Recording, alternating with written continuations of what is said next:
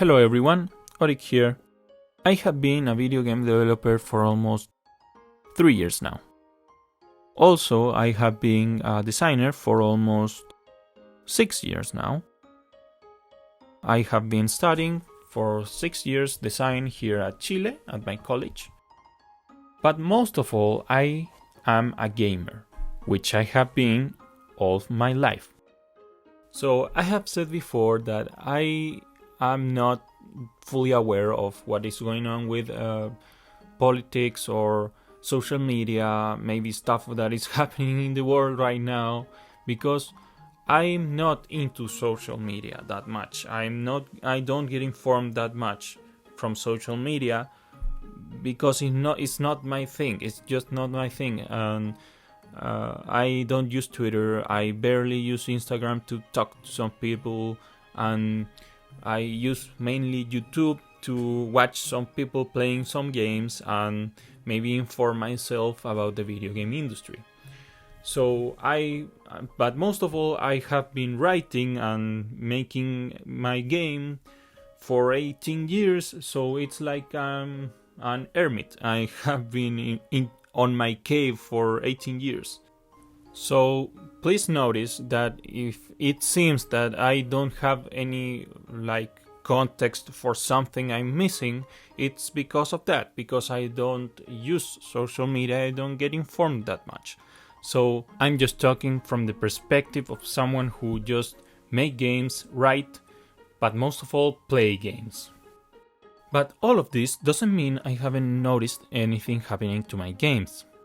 So one could argue that this is one of the best times for the video game industry, and I would agree. Technology is advancing so far that video games are even easier to make than even before.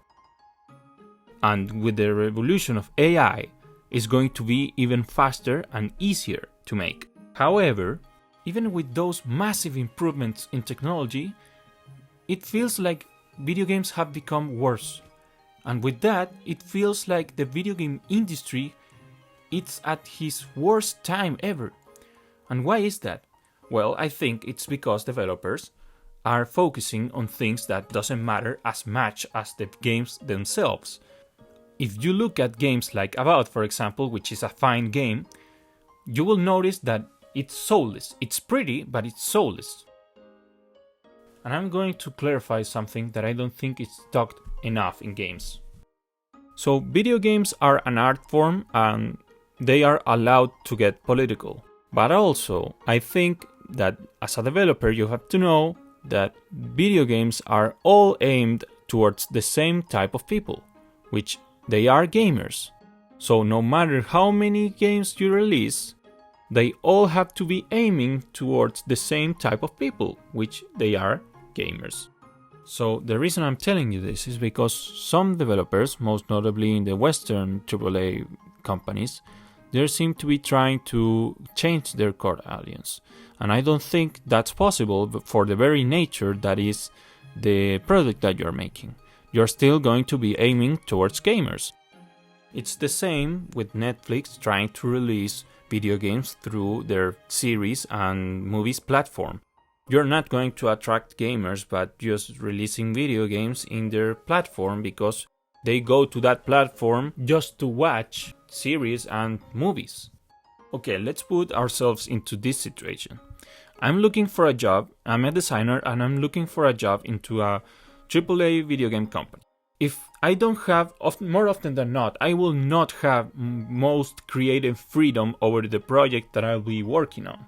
So if I work there, I gotta be careful, because big companies are on this weird trend of making their games somewhat inconvenient for the player, to force them to buy some microtransaction to play the game correctly, or the game isn't even aimed for them. So if you are a designer and you don't have full creative control over the project, this could be very bad in the future for you.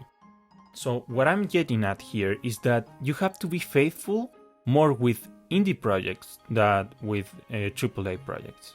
That is because more often than not, unless it's a publisher, indie projects doesn't have to be responding to an executive that controls the creative freedom over their game. So I talked about earlier how this feels like one of the worst times for the video game industry, and I want to clarify that these reasons only apply to Western AAA video game companies. It doesn't apply to indie projects or indie companies and AAA Eastern video game companies. I know why is that, I think you all know why is that, but I won't get into politics. So I think that Western developers have been sitting on a throne for a lot of years, and they have been over their heads for a lot of time. They think they can release whatever shit game and they will be just fine. This is not how this industry works. This is one of the most competitive, intense and biggest industries out there in the market. So that's why you more often than not today you see games like Schedule 1 beating out games like Assassin's Creed Shadows, with the scale is vastly different in terms of content, and even with that content it feels like Schedule 1, which was a game made for one person, it was way funnier than Assassin's Creed Shadows.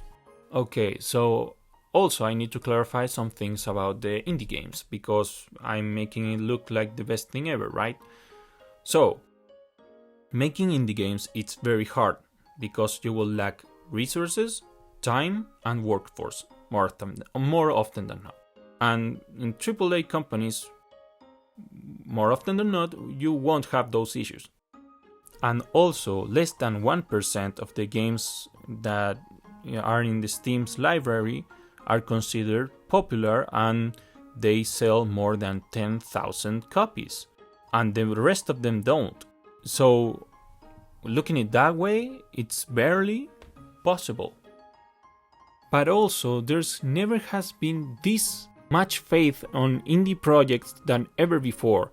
There's a lot of people waiting for the next Hollow Knight or the next Celeste or the next big indie thing, because they have creative control over their games. And taking into account that the video game industry is one of the most competitive of the market, I would say one of the best things that they can have in their game is creative control and also money.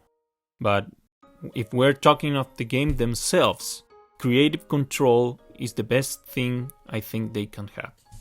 So I would say in the future, AAA video games will have to adapt and release better games overall, because indie games are taking a step forward in the industry.